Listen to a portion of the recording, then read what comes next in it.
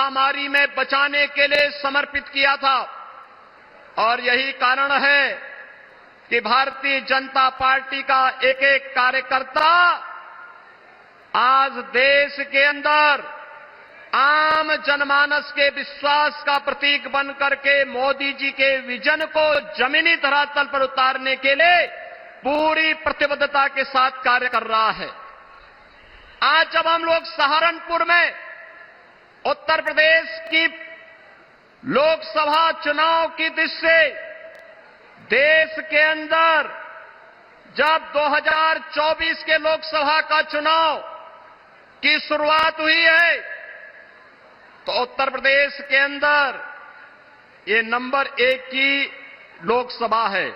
सहारनपुर से ही शुरुआत होती है और सहारनपुर में आज आदरणीय प्रधानमंत्री जी का मार्गदर्शन हम सबको प्राप्त होगा। बहनों और भाइयों, हम सब सौभाग्यशाली हैं, हमने बदलते हुए भारत को देखा है। हम एक ऐसे भारत का दर्शन कर रहे हैं जो भारत दुनिया के अंदर वैश्विक मंच पर एक ग्लोबल लीडर के रूप में आज जाना जा रहा है। जो भारत सुरक्षित भी है, जो भारत आज अपनी वर्ल्ड क्लास इंफ्रास्ट्रक्चर के लिए जाना जा रहा है, जो भारत दुनिया के अंदर विकास का मॉडल क्या होना चाहिए आज भारत दुनिया को दे रहा है। और यही नहीं, गरीब कल्याण के लिए क्या कार्यक्रम होने चाहिए इसका मॉडल भी दुनिया के अंदर कोई दे रहा है तो भारत दे रहा है। बहनों और भाइयों, भारत का यह मॉडल केवल यहीं तक सीमित नहीं है।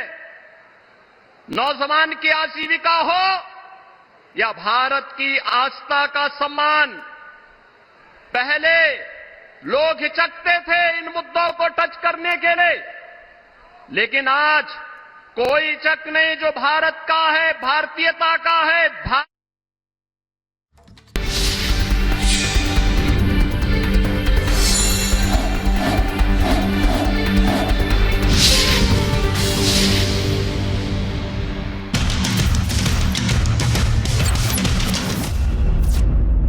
का जो काम है वो किया जा रहा है। इस पूरे इनपुट को डेवलप किया जाता है और जो लोकल थाना पुलिस है उससे साझा की जाती है, जिसके बाद यहां पे लोकल पुलिस टीम और सीबीआई की टीम यहां पे कल शाम दाखिल होती है और यहां से 2 नवजात बच्चों को रेस्क्यू किया जाता है। बताया जा रहा है एक बच्चा 1.5 दिन का था जिसको यहां से रेस्क्यू किया गया है और दूसरा बच्चा वो लगभग 15 दिन का बताया जा रहा था जो केशवपुर के इसी ठिकाने से रेस्क्यू किया गया है। जो महिला थी उसको सीबीआई की टीम ने हिरासत में ले लिया है। अब ये पूरे नेक्सस को समझने की कोशिश की जा रही है कि इसका जो मेन जो सरगना है वो कौन है, किसके कहने पे इस पूरे नेक्सस को ऑपरेट किया जा रहा था। बच्चों को क्या वाकई में विदेश भेजने की तैयारी थी या दूसरे राज्य में भेजने की तैयारी थी? बिल्कुल साहिल, ये वो सवाल हैं जिनके जवाब अब जांच में आगे सामने आएंगे। बहुत धन्यवाद, तमाम बातचीत के लिए आगे बढ़ेंगे।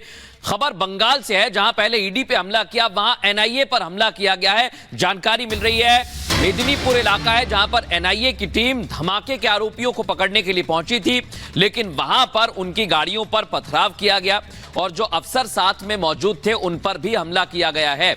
एनआईए के 2 अफसर घायल बताए जा रहे हैं। कुछ तस्वीरें वहां पर आई हैं सामने, लेकिन एनआईए की टीम पर हमले को लेकर जैसे ही ये खबर सामने आती है मामला दर्ज किया गया है। एनआईए की शिकायत पर अब केस दर्ज हो गया है और पूर्व मेदिनीपुर का ये इलाका है जहां पर एनआईए की टीम पर हमला हुआ। तस्वीरें आप देखिए। इससे पहले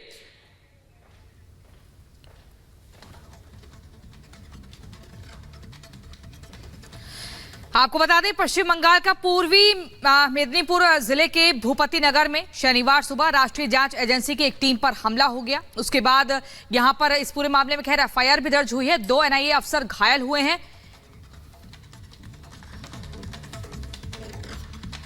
ईडी पर हमला हुआ कि नहीं और सोनाखाली की सच्चाई सामने आई कि नहीं आई, महिलाएं कितनी तंग होती थी, उनके साथ अमानवीय व्यवहार होता था और ऐसे एनआईए का हमला हो रहा है क्योंकि आतंकवाद से जुड़े लोग पकड़ती है तो हमला होता है। तो क्या ईडी, क्या सीबीआई, क्या आतंकवादी, सबको वहां संरक्षण मिलता है। यही तो है ममता जी का बंगाल।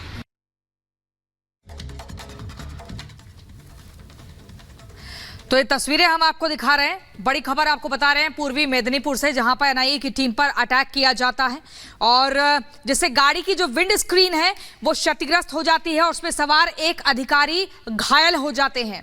बंगाल में अराजकता का जो राज है उसके लगातार मामले सामने आते रहते हैं और उसकी बारगी एक बार फिर से सामने आई है। सुबह करीब 5:30 बजे की घटना है। एनआईए की टीम की ओर से मनवेंद्र जाना और अज्ञात के खिलाफ शिकायत दर्ज की गई है।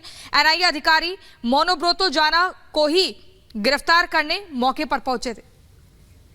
तो ये कोई पहली बार नहीं है इस तरह से जांच एजेंसियों पर हमला। पश्चिम बंगाल की फितरत रहा है। पश्चिम बंगाल में कैसे टीएमसी के लोग हमला करते गए उसकी बानगी आपको इस वॉल पर दिखा रखे गए। तस्वीर देख लीजिए, ये एनआईए ऑफिसर्स की गाड़ी है, पुलिस उस पर लिखा हुआ है। इस जीप पर कैसे पथराव हुआ, महिलाओं को ढाल बनाया गया और कैसे टीएमसी नेता पर कार्रवाई न हो उसे बचाने के लिए यहां पर भीड़ इकट्ठा हो गई। आज सुबह की यह तस्वीर है जब लोग उठकर भी अपने काम पर नहीं पहुंच सकते हैं। उस वक्त किस तरह से इतनी बड़ी संख्या में लोग एकत्रित हो गए और ये देखिए खून से लथपथ आपको जवान नजर आ रहे हैं। साफ तौर पर यह इस बात की तरफ इशारा करता है। ये देख लीजिए, पूरा कार का शीशा पीछे और आगे तोड़ दिया गया है। ये दो तस्वीरें इस वक्त आपके टेलीविजन स्क्रीन पर है। संदेश खाली की वो तस्वीर जहां ईडी की टीम पर हमला हुआ और अब 5 अप्रैल 2024 की यह तस्वीर जब एनआईए की टीम पर हमला हुआ। बड़ी संख्या में यहां पर भीड़ इकट्ठा हुई। एनआईए की टीम को कार्रवाई करने से रोका गया। 2022 का ब्लास्ट का वो मामला जिसमें टीएमसी नेता का इन्वॉल्वमेंट और उसी जांच को करने के लिए एनआईए की टीम पहुंची थी और उस एनआईए की टीम पर यहां पथराव हुआ, उपद्रव देखने को मिला। गनीमत यह रही कि अभी तक जो जानकारी मिल रही है वो ये बताई जा रही है कि कोई घायल नहीं है, कोई जख्मी नहीं है, लेकिन टीम पर, जांच एजेंसी पर यह हमला इस बात की तरफ इशारा करता है कि कैसे अभी भी आरोपियों को बचाने के लिए टीएमसी के नेता, टीएमसी के कार्यकर्ता आगे आते हैं।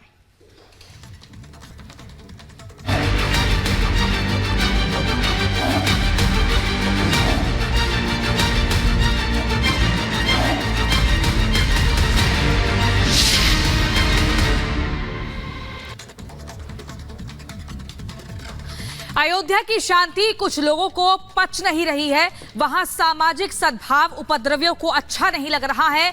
वहां पीएम मोदी और सीएम योगी की तारीफ कुछ लोगों को अशांत कर रही है। हम ऐसा क्यों कह रहे हैं अपनी रिपोर्ट के जरिए आपको दिखाएंगे। बाबरी मस्जिद के पैरोकार रहे इकबाल अंसारी की तकलीफ को सुनवाते हैं। आपको पता लग जाएगा कि आखिर हुआ क्या है। देखिए रिपोर्ट।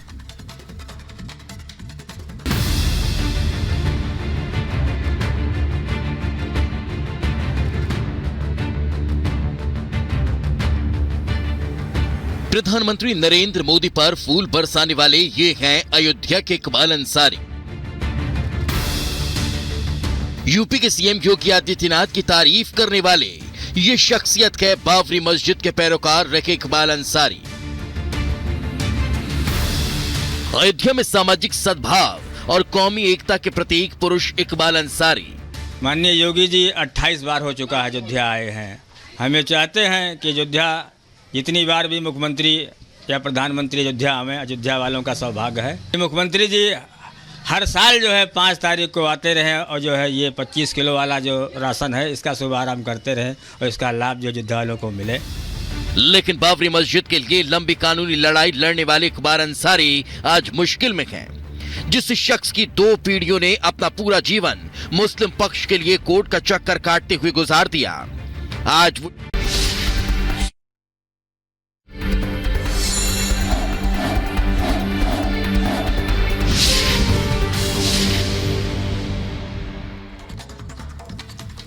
और इस वक्त तस्वीरें आपके टेलीविजन स्क्रीन पर हैं। प्रधानमंत्री नरेंद्र मोदी सहारनपुर चुनावी रैली को संबोधित करने के लिए पहुंचे हुए हैं। साथ में मंच पर उत्तर प्रदेश के मुख्यमंत्री योगी आदित्यनाथ आपको नजर आ रहे हैं। जोरदार चुनावी प्रचार भारतीय जनता पार्टी करती हुई नजर आ रही है। सहारनपुर की रैली को प्रधानमंत्री नरेंद्र मोदी खुद संबोधित करने के लिए पहुंचे हुए हैं। तस्वीरों में आप देख सकते हैं भारी संख्या में आम लोग और कार्यकर्ताओं का हुजूम भी यहां पर देखने को मिल रहा है। सुबह से ही लगातार तस्वीरें रिपब्लिक भारत आपको दिखा रहा है कि किस तरह से सहारनपुर की धरती पर एक बार फिर कमल खिलाने लिए जो आम जनता का है वो नजर आ रही है। 2019 के चुनाव में बीएसपी के हाजी रहमान यहां से चुनाव जीते, लेकिन अब एक बार फिर बीजेपी यहां कमल खिलाने के लिए तैयार दिखाई दे रही है। तस्वीरों में आप देख सकते हैं बड़ी संख्या में लोगों का हुजूम प्रधानमंत्री नरेंद्र मोदी को सुनने के लिए पहुंचा हुआ है। मंच पर प्रधानमंत्री नरेंद्र मोदी पहुंच चुके हैं। साथ ही साथ आपको बता दें उत्तर प्रदेश के मुख्यमंत्री योगी आदित्यनाथ भी नजर आ रहे हैं। अगर सहारनपुर लोकसभा सीट का मिजाज समझा जाए, इतिहास समझा जाए, तो लोकसभा सीट पर मुस्लिम दलित फैक्टर हमेशा से हावी रहा है। सीटों पर सबसे ज्यादा कांग्रेस प्रत्याशी